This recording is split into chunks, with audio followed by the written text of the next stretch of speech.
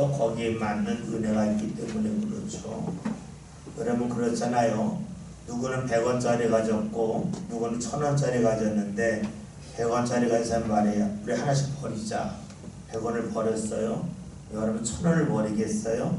절대로 안 버리죠. 다시 봅시다. 누구는 하나님을 몰라요. 그래서 하나님의 은혜가 얼마나 큰지 몰라서 나에게 함부로 했어요. 나는 하나님의 은혜를 붙잡고 있어요. 나이가 같이 함부로 하면 하나님의 은혜를 놓쳐요. 어떻게 될까요? 내가 손해잖아요. 그래서 우리가 지난주에 말씀은 믿음의 사람은 하나님을 붙잡고 있고 하나님의 은혜를 붙잡고 있기 때문에 상대에게 끌려다니면 안 된다는 말씀을 가지고 원수를 우리가 미워하거나 그에게 그대로 돌려주지 말고 오래 사랑하지 않은 말씀을 보았었죠. 또 우리가 주를 따를 때에 왼뺨을 맞으며 오른뺨도 돌려대고 겉옷을 달라며 속옷을 주라는 이 말씀은 정말로 주라는 것이 아니라 우리 삶과 내 주를 믿다 보면 내가 생각한 것 이상의 어려움이 다가올 수 있는데 이것을 각오하면서 신앙생활을 해야 되겠다는 거죠. 내가 이거 너무 못 참아가 아니라 내가 감당하기 어려운 일이 있어도 나는 주를 붙잡을 거야. 이것이 우리의 신앙이라는 말씀을 지난주에 보았었습니다. 31절에는 말씀 다 함께 봅니다.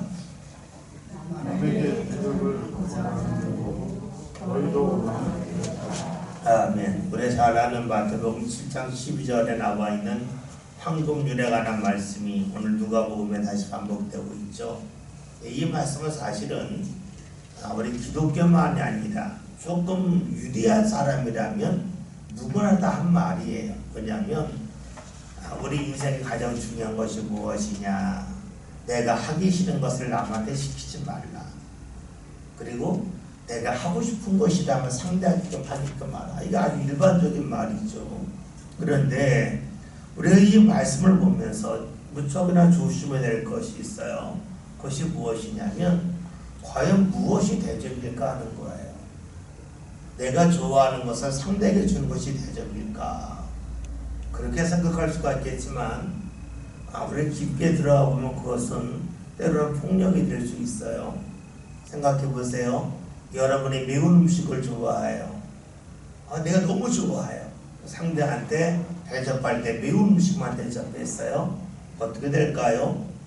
그걸 보고 먹고 나서 맛있다고 먹는 사람이 있는 것 같으면 도저히 못 먹는 사람이 있을 거예요. 다시 말하면 내게 좋은 것이 상대에게 꼭 좋은 것은 아니에요. 그래서 우리가 오늘 말씀을 보면서 내가 대접받고 싶은 대로 남을 대접하라는 말씀이 내가 좋아하는 물질을 상대에게 그대로 주라 하는 것도 아니에요. 여러분 그럴 때 있잖아요. 누군가 모였을 때에 어디 갈까 할 때에 여기 좋다고 사람을 다 데리고 갔는데 혼자 좋아할 때도 있어요. 간 사람들은 별로 안 좋아할 수도 있죠. 한때 교회에서 축구를 많이 했던 시대가 있었어요. 아마 1990년대, 2000년대일 거예요. 이제 그분들은 어렸을 때에 공 하나만 있으면 너무 즐겁게 놀던 그런 때였죠. 그러니까 나이가 들어도 그게 즐거워요. 그런데 그 이후에 좀 부유하게 자란 사람들은 공 말고 놀 곳이 너무 많았어요. 꼭 공이 있어야 즐거운 게 아니에요. 그런데 내가 공을 갖고 노는 게 좋다고 축구하는 게 좋다고 해서 가족들 보고 다 축구하러 가자 얼마나 재밌는 줄 아냐 라고 말한다면 어떻게 될까요? 본인은 좋을 수 있는데 다른 사람은 안 좋을 수 있어요. 여러분 그것은 심해지만 폭력이 됩니다. 그럼 우리는 여기서 예수님이 말씀하신 대접이 무엇일까요? 대접이 과연 물질일까? 물질이 아님을 할 수 있어요. 어느 특별한 장소일까? 그것도 아닐 수 있어요. 그러면 대접한다는 것이 무엇일까요? 그것은요, 상대를 존중해 주는 거예요. 진짜 대접은 상대를 존중하고 상대를 인정하는 거예요. 여러분 그렇잖아요. 아무리 마시는 걸 할지라도 내가 원해서 아니라 상대가 날 끌고 가면 감정이 상해요. 그러면 아무리 마시는 걸 할지라도 별 맛이 없어요. 중요한 것은 존중해 주는 거예요. 우리 이 말씀을 남에게 대접받고자 하는 대로 너희도 남을 대접하라는 이 말씀은 네가 다른 사람에게 존중받고 싶어 한다면 그만큼 존중해 주라 라는 말씀으로 볼 수 있어요. 그런데 우리는요, 이것이 너무 힘들어요. 왜냐하면 사람들이 내가 경험한 것은 분명하다고 생각해요. 그래서 내가 경험한 것 중에 내게 좋은 것은 상대로 좋을까라고 생각을 해요. 이것이 무척이나 위험할 뿐만이 아니라 이것이 신앙으로 이어지면 주님께서 기뻐하지 않는다는 거예요. 말씀 한번 볼게요. 누가복음 10장 38절부터 41절, 신약성경 111면기.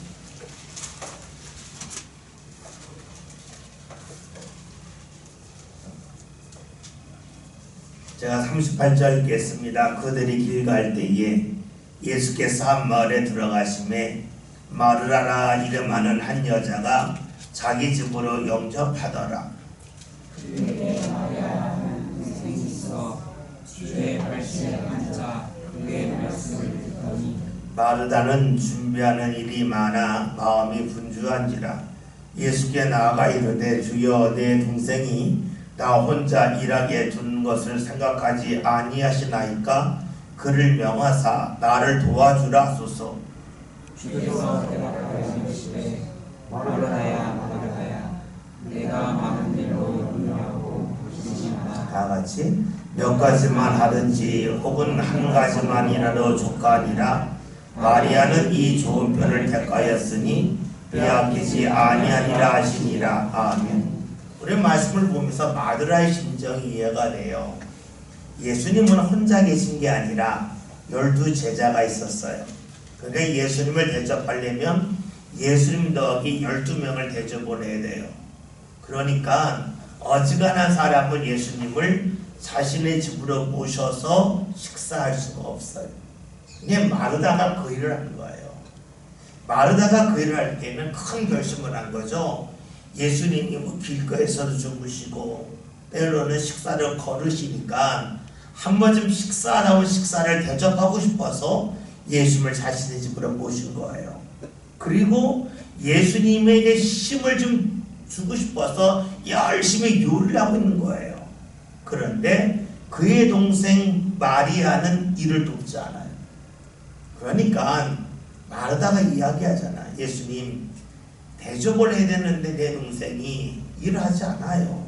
내 동생에 반해서 지금 일 좀 하게 해주세요 라고 말을 해요. 예수님이 하시는 말씀이 그럴 필요 없다. 마리아가 좋은 걸 택했다는 거예요. 봅시다. 예수님에게 맛있는 식사를 대접하고 싶은 것은 마르다의 마음이에요. 근데 예수님이 마르다의 집에 가서 맛있는 것을 많이 드시길 원했을까요? 아니면 마르다와 그의 가족들이 예수님의 말씀을 잘 듣기를 원하셨을까요? 예수님이 세상에 오신 것이 맛있는 걸 많이 먹으려고 오셨을까요? 아니면 주의 말씀을 전하고 그 말씀 간에 사람들이 살기를 원해서 이 세상에 오셨을까요? 우리는 답을 너무 잘 알고 있어요. 예수님이 원하신 것은 예수님에게 맛있는 걸 잘 접대하는 게 아니에요. 예수님을 통해서 하나님의 말씀을 듣고 그 말씀을 믿고 사는 거예요. 그런데 마르다는 어떤 마음이었냐면 예수님을 생각해 보니까 배고플 거다. 내가 생각할 때 예수님에게 마신 것을 많이 대접받는 것이 예수님을 위헌가라고 여겼어요.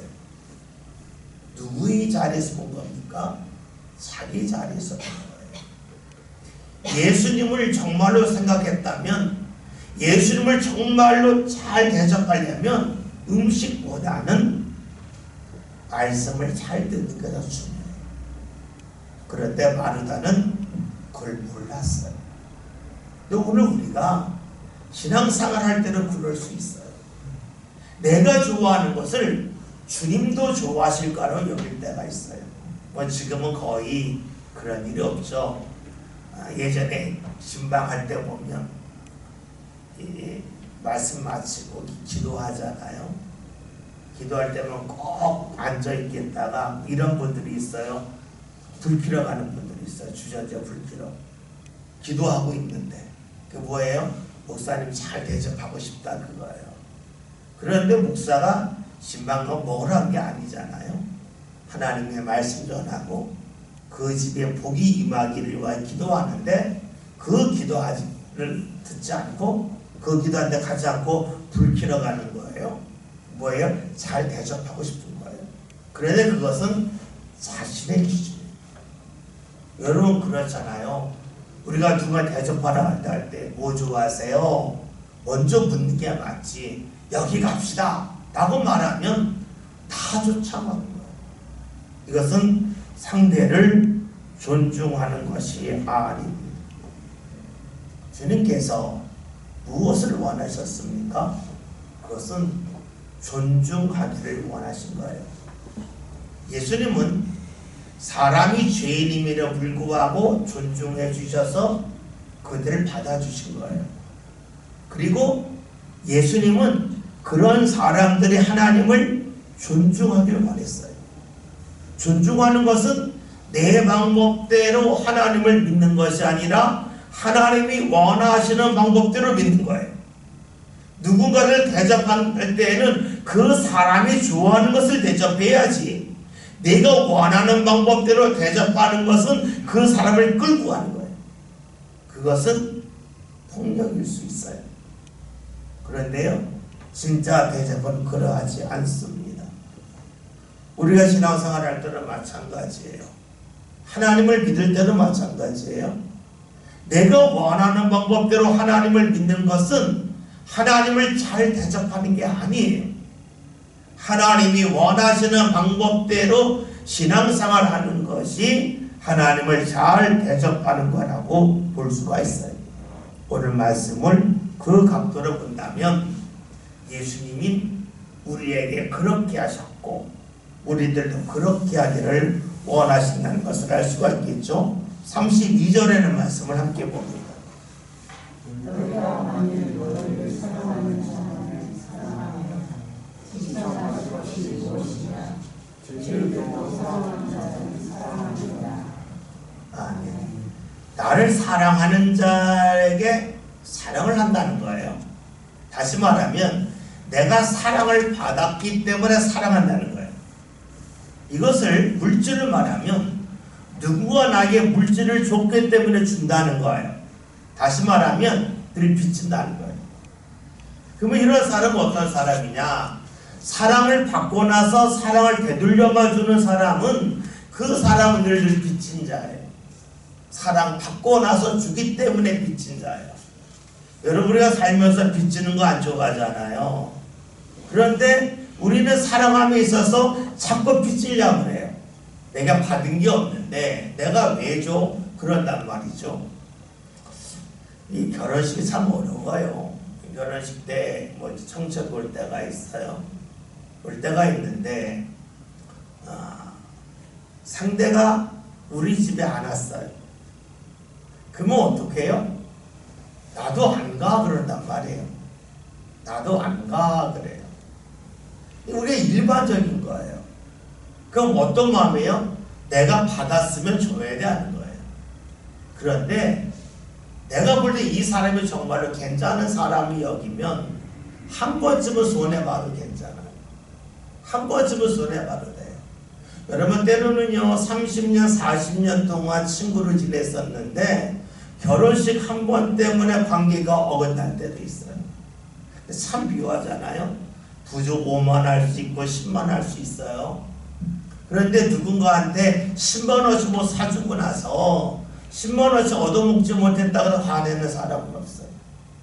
근데 희한하게 부주는 10만 원 했는데 10만 원 못 받으면 화가 나요.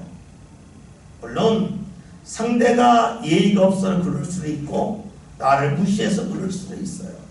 여러분 살아가면서 한 번쯤은 손해봐도 괜찮지 않겠어요? 우리가 살면서 한 번쯤은 손해봐도 괜찮다고 봐요. 근데 우리는 한 번이라도 손해보는 것을 무척이나 두려워합니다. 생각해 보세요. 내가 사랑받았기 때문에 돌려준다 그러죠. 이 속에는 큰 교만이 있어요. 어떤 교만이 있어요? 내가 받은 것을 다 기억한다는 교만이 있어요. 그렇잖아요. 내가 받았으니까 준다 하면 이게 당연하다 하면 우리는 내가 받은 것을 다 기억을 해야 돼요. 근데 기억하지 못하잖아요. 간혹 보면 어린아이는 돌잔치할 때가 있어요. 화려하게 하죠. 그런데요, 아이는 기억 못해요. 그런데 했어요. 우리 이걸 가지고 쓸데없이 왜 하냐 이 문제가 아니에요.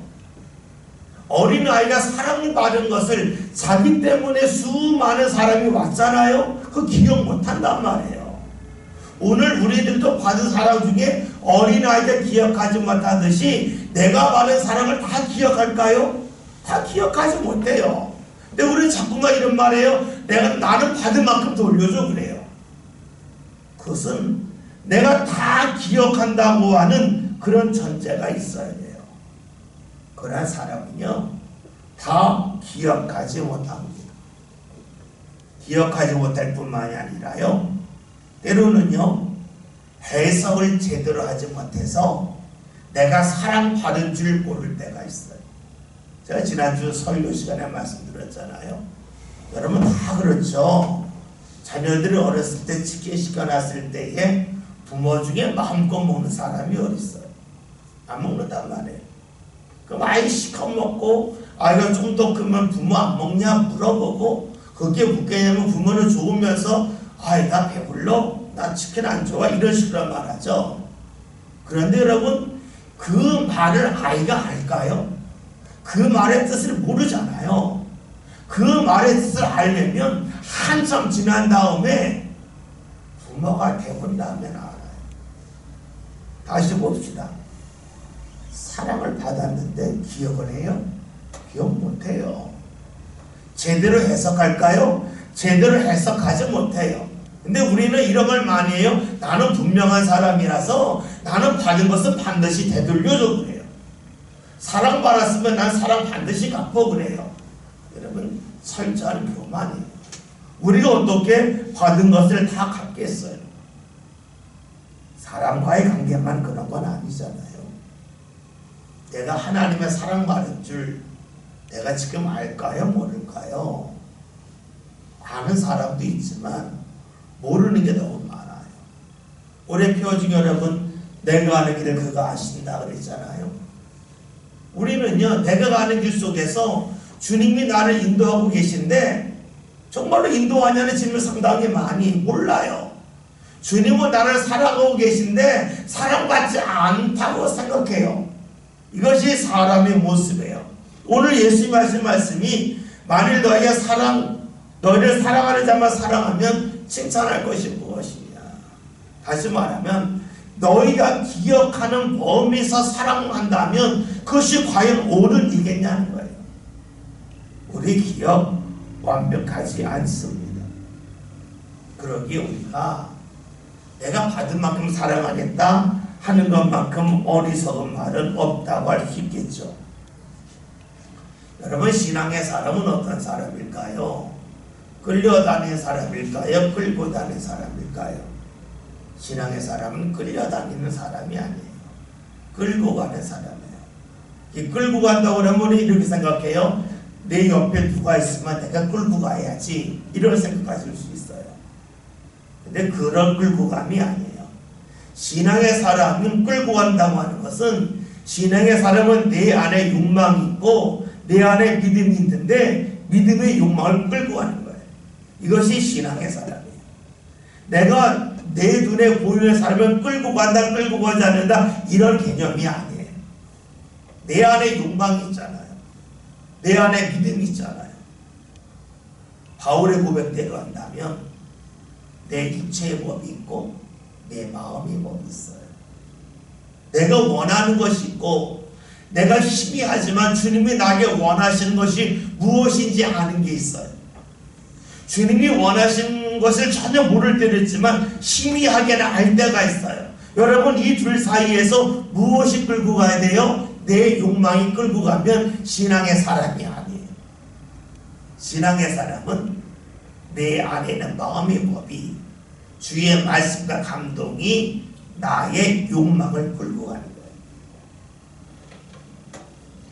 여러분, 우리가 이런 각도에서 본다면 내가 다른 사람을 대할 때에도 저 사람이 사랑하면 그 사랑에 끌려다녀야지 겁느라고 삶을 허비할 수 있겠지만, 그보다는 내가 먼저 사랑해야지 하는 것이 더 낫다고 볼 수 있어요. 오늘 32절에 있는 말씀에서 너희가 너희를 사랑하는 자만 사랑하면 칭찬받을 것이 무엇이냐 하는 말씀 있지 않습니까? 내가 사랑받았다고 여기는 부분만 인정한다면 그 사람은 칭찬받을 사람이 아니에요. 평범한 사람입니다. 32절 하반절에 있는 말씀을 보면 죄인들도 사랑하는 자는 사랑하느니라 라고 말씀하고 있습니다. 여기서 죄인이 나오죠. 사실은 모든 사람이 죄인이에요. 다시 말하면 모든 사람이 그렇게 산다는 거예요. 그런데 우리가 주께서 우리를 도우실 때 일어나는 일은 무엇이냐면 죄에서 벗어나는 거예요. 죄에서 벗어난다고 하는 것은 오늘 말씀대로 하면 사랑받았기 때문에 사랑하는 것이 아니라 내가 사랑받은 기억이 없다 할지라도 사랑하는 거라고 볼 수 있어요. 여러분, 우리가 예수 믿고 나서 의인 됐다고 그러잖아요. 근데 오늘 말씀대로 한다면 죄인의 특징은 사랑받았기 때문에 사랑하는 거예요. 내가 무언가 기억하는 범위에서만 사는 거예요. 그런데 죄에서 벗어났다고 하는 것은, 의인이 되었다고 하는 것은 내가 기억하는 범위에서만 살지 않고 내가 기억하지 못한 범위까지로 우리가 바라보며 사는 것이 돼요. 우리가 살면서 제일 힘든 일 중에 하나가 이거잖아요. 받은 만큼만 돌려주려고 하는 것. 그러나 보았더니 서로를 보면서 계산을 하잖아요. 내게 준 게 있는데 왜 안 줄까? 내가 선원한테 받은 게 있는데 못 줘서 미안하다, 숨고 싶다, 막 그런 마음이 들 수도 있어요. 근데 여러분, 그것은 계산적인 삶이 돼요. 근데 주님은 뭐라고 말씀하세요? 사랑받은 기억이 없다 할지라도 사랑하라는 거예요. 내가 받은 기억이 없다 할지라도 누군가한테 주려고 하라는 거예요. 여러분, 이것이 우리가 말로는 쉽지만 의외로 쉽지가 않아요. 우리 자꾸 시도를 해야 돼요. 그래서 여러분, 내가 누군가한테 사랑한다 그럴 때 자꾸 물질을 생각하는데요. 물질은 있을 때 있고 없을 때 있어요. 가급적 우리가 누구를 만났을 때 격려하는 말, 사랑하는 말, 그 칭찬하는 말 자꾸 할 필요가 있어요. 때로는 찾아서 할 필요가 있어요. 그것이 뭐예요? 내가 먼저 주는 거예요. 내가 먼저 줘야지. 나는 안 주고 저 사람이 나한테 언제 줄까? 그러면 서로 사랑할 필요 없겠죠. 그래서 우리가 가급적 누군가를 대했을 때에 칭찬할 수 있는 거, 그리고 누군가 보면 칭찬을 되게 기분 좋게 할 때가 있어요. 기분 좋게 할 때 어떻게 해요? 그 방법을 배워서 바로 할 필요가 있죠. 제 친구 중에 어떤 친구가 꼭 말을 이렇게 해요. 말을 하다 보면 그래요. 야, 네가 예전에 말했던 것처럼 말이야. 이런 식으로 말을 해요. 저는 그런 말할 기억이 없는데 그 친구는 그렇게 말해요. 네가 지난번에 이렇게 말했잖아. 그것처럼 이렇게 됐어. 이렇게 말을 해요. 정말로 그 말 했는지 없는지 모르지만 괜히 기분이 좋아요. 여러분, 같은 말이라 할지라도 누구한테 아부하라는 게 아니라 격려의 말을 자꾸 할 필요가 있지 않겠어요? 누구한테 자꾸 사랑의 말을 할 필요가 있지 않겠어요? 그 사람이 나한테 사랑의 말을 하지 않았는데 내가 뭘 하나 자존심 상하게, 그런 마음보다는 먼저 사랑의 말을 할 필요가 있을 거예요. 33절 함께 볼까요?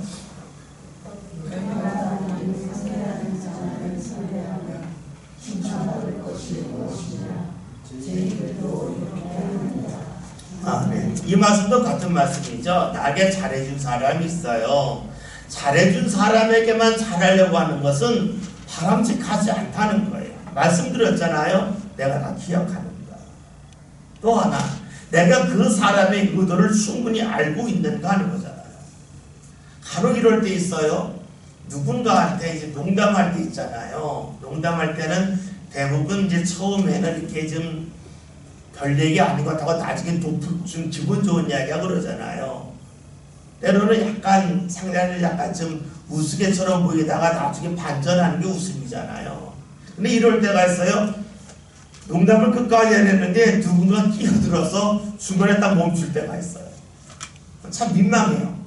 말을 끝까지 해요. 웃는데 여기까지 했으니 이 사람이 마음 상하지 않을까? 그럴 때 있어요. 여러분 다 경험하셨죠? 근데 그게 마찬가지예요. 내가 누군가가 나한테 좋은 일을 했는데 내가 전체 다 보지 못하고 중간까지만 보고 나서 내가 실수할 수 있어요. 그래서 누군가 나에게 잘해줬기 때문에 나를 잘해줘야지 하는 것은 당연한 것이겠지만 나에게 잘해준 기억이 별로 없다 할지라도 먼저 잘해주려고 하는 것이 바로 주님의 모습, 주님이 원하시는 모습이라고 볼 수가 있겠죠. 34절 보겠습니다. 너희가 기를 바라고 사람들에게 무엇이냐 칭찬받을 것이 무엇이냐 주인으로 그만큼 받고자 하여 주인에게 구워주느니라. 아멘. 너희가 받기를 바라고 구워준다 그랬습니다. 구워준다는 말은 우리가 물질도 되겠죠. 그런데 우리가 구워준다는 말을 다른 말로 이겨볼 수가 있어요. 베푼다고 볼 수가 있어요. 내가 이 사람한테 베풀면 이 사람도 나에게 이만큼 베풀 거야 라고 생각하고 베풀 때가 많다는 거예요. 여러분 그렇잖아요. 그런데 여러분 생각해 봅시다. 내가 베푼 것은 내 몫이고요. 상대가 갚는 것은 그 사람의 몫이에요. 그 사람의 몫을 내가 뭐라고 할 필요 없어요. 우리가 살면서 제일 힘든 게 이런 거잖아요. 내 것만 하면 되는데 상대를 너무 깊게 들어가서 간섭을 해요. 그 사람 일이거든요. 그 사람 일을 내가 굳이 이래라 저래라 할 필요는 없잖아요. 우리가 살면서 제일 힘든 게 이런 거잖아요. 상대가 내 삶에 갑자기 불쑥 들어오는 거잖아요. 내 일인데 상대가 내 일을 주도하려고 그럴 때 힘들잖아요. 근데 마찬가지죠. 내가 누군가한테 베풀었어요. 그러니까 내 일이에요. 그 사람이 나한테 베푸는 것은 그 사람이래요. 내 일이 아니에요. 근데 우리는 그 사람이 베푸는 일을 내 일처럼 여겨요. 내 일이 아니라고요. 그건 그 사람의 일이라고요. 근데 우리는 그 사람의 일을 내 일처럼 여겨서 반응할 때가 있어요. 그렇기 때문에 내가 손해를 봐요. 어떤 손해를 봐요? 마음의 상처를 받아요. 선한 일을 하고 나서도요, 입으로 다 까먹어요. 선한 일을 나 혼자 다 없애버려요. 그 사람 일이에요. 여러분, 내 일은 내가 하고 상대 일은 상대가 해야 돼요. 내가 누구한테 선한 일을 했어요. 내 일이에요. 갚는다, 갚지 않는다. 그건 그 사람이에요. 그 사람의 인생에 대해서 우리가 깊게 들어갈 필요가 없어요. 그런 가운데 내가 넘어지고 나 스스로 쓰러지기 때문에 그렇습니다. 또 하나 봅시다. 왜 베푼다고 그럴 때에 사람들은요, 내가 베푼 것을 기억을 해요. 내가 구워준 것을 기억을 해요. 근데 반대로 내가 누구한테 꾼 것을 기억을 못해요. 내가 누구한테 사랑한 것은 기억해요. 사랑받은 것은 잘 기억하지 못합니다. 그런데 여러분 봅시다.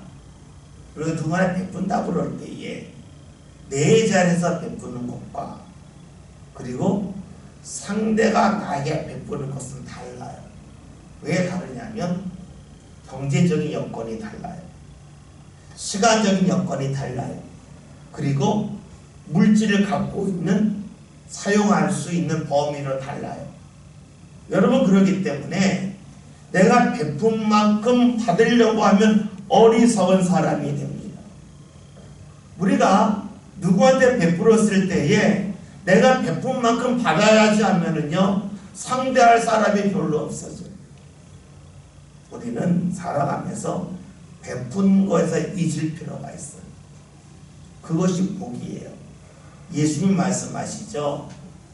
너희가 누구 잔치를 베풀 때에 누구를 정할 거냐?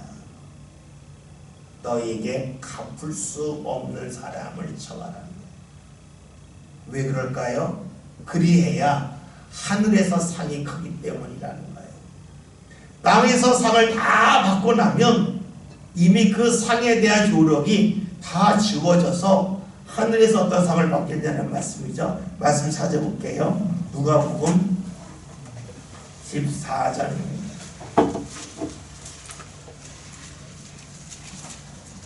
12절부터 14절 신약성경 120년 한 절씩 얻어가지고 14절 한번 해봅니다. 제가 12절 봅니다. 또 자기를 청한 자에게 이르시되 내가 점심이나 저녁이나 베풀거든 벗이나 형제나 친척이나 부한 이웃을 청하지 말라. 들었건대 그 사람들이 너를 도로 정하여 내게 갚음이 될까 하노라. 정치를 베풀거든 사람들이 가난한 저들과 보험 불편한 저들과 젊은 저들과 뇌인들을 청하라. 다 같이 그리하면 그들이 갚을 것이 없으므로 내게 복이 되리니 이는 의인들이 구할 시에 내가 갚음을 받겠습니다 하시더라. 아멘. 예수님 하신 말씀이 뭡니까? 무언가 베풀 때에 갚을 수 없는 사람에게 베풀라. 이 말씀은요, 갚을 것 있는 사람에게는 무언가 베풀지 말라 이런 말씀이 아니죠. 베풀 때에 베풀었음을 잊어버리라는 거예요. 그것이 복이라는 거예요.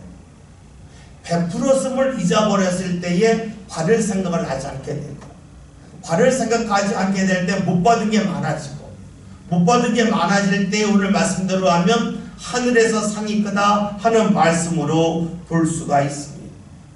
우리는 자꾸 살면서 내가 받은 만큼 준 만큼 받고자 해요. 근데 그것은요, 이 세상만 살겠다는 생각이에요. 왜 이 세상을 넘어서 하나님 앞에 가겠다고 하는 것은 무엇을 말할까요? 남기겠다는, 남기겠다. 그것은 우리가 받은 만큼 내가 상대에게 다 돌려주는 그런 것만이 아니라 내가 준 거 못 받아도 괜찮다는 거죠.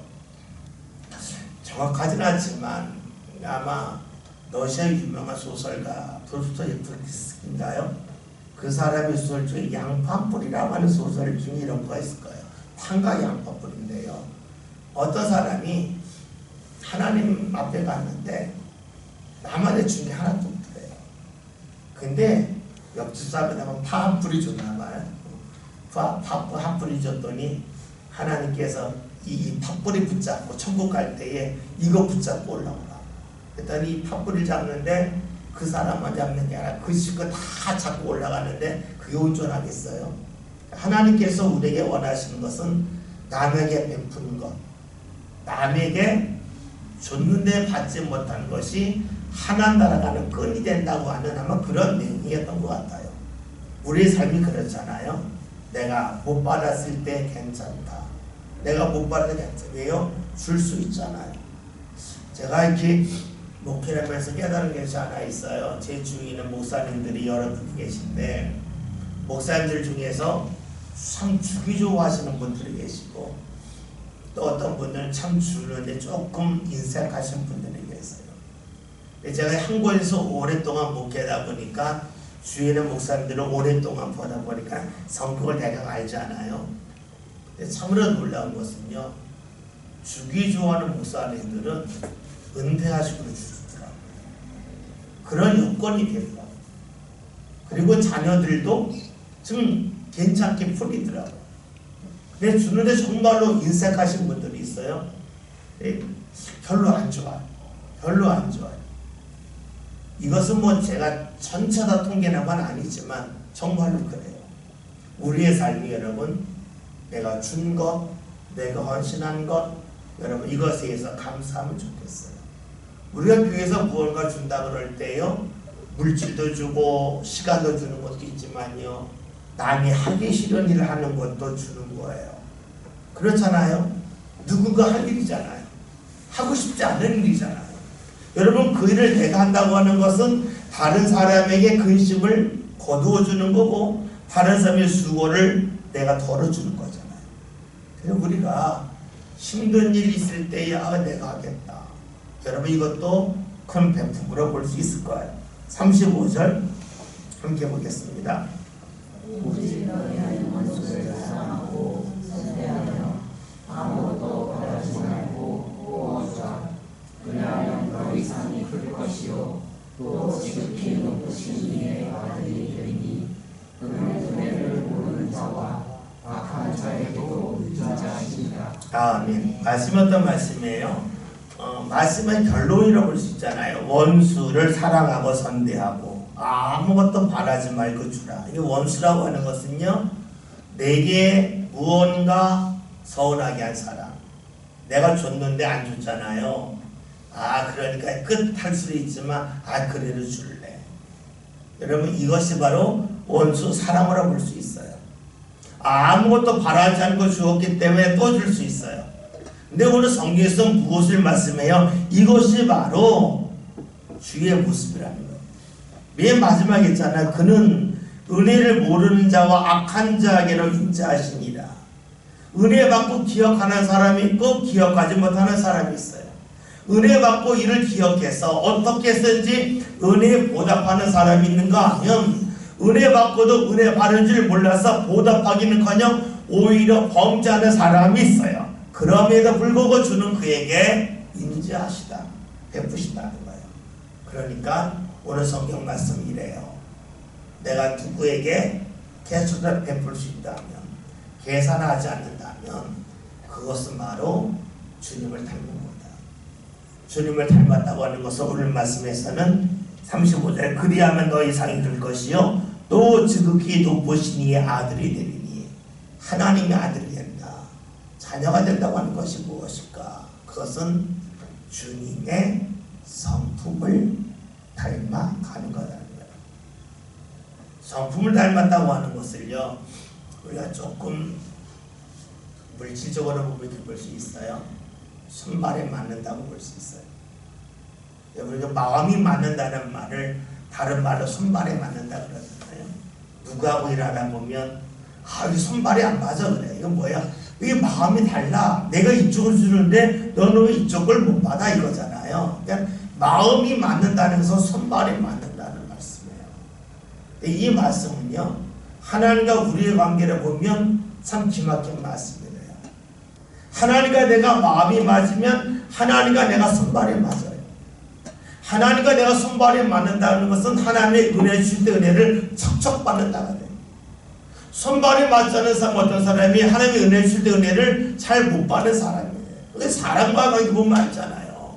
일할 때 손발이 안 맞으면 줘도 못 받잖아요. 줘도. 근데 사람이 손발이 맞고 마음이 맞으면 줄 때마다 척척 다 받아가지고 다 감당하잖아요. 우리가 하나님의 마음을 소유했다고 하는 것은 하나님의 은혜를 마음껏 받는다고 볼 수 있어요. 그 은혜가 어떤 은혜일지는 몰라요. 하나님이 베푸시는 은혜는 너무나 크기 때문에 그 은혜가 물질의 은혜일지, 건강의 은혜일지, 자녀의 은혜일지, 아니면 마음의 평안의 은혜일지 몰라요. 그러나 분명한 것은 우리가 하나님의 자녀가 되어서 하나님과 마음이 맞는다고 하는 것은 하나님과 손발이 맞는다는 것이고, 손발이 맞는다고 하는 것은 주의 은혜를 주실 때에 제때 척척 받는다고 볼 수가 있어요. 우리는 하나님 은혜에게 은혜 달라고 그래요. 내 말씀대로 보면 간단해요. 은혜 받는 방법이 무엇이냐? 하나님과 마음이 맞아야 맞죠. 하나님과 마음이 맞지 않으면 줘도 못 받잖아요. 내 하나님과 마음이 맞는 방법이 무엇인가? 오늘 말씀 아주 간단해요. 그냥 계산하지 말고 베풀라는 거예요. 받았으니까 줘야지 하지 말라는 거예요. 그냥 줄 수 있을 때 주라는 거예요. 그게 물질이 될지 마음이 될지 사랑의 별이 될지 기도가 될지 몰라요. 그러나 베풀라는 거예요. 그럴 때에 하나님의 자녀가 되고 하나님과 마음이 맞고 손발이 맞고 은혜 받는 사람이 되죠.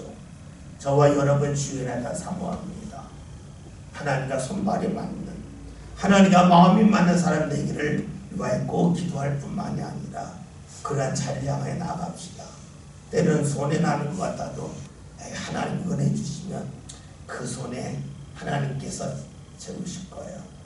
그 손해를 통해서 더 좋은 길로 인도하실 거예요. 그런 마음과 믿음이 저와 여러분의 삶 가운데 자리 잡길 바랍니다. 제가 함께 기도하겠습니다. 함께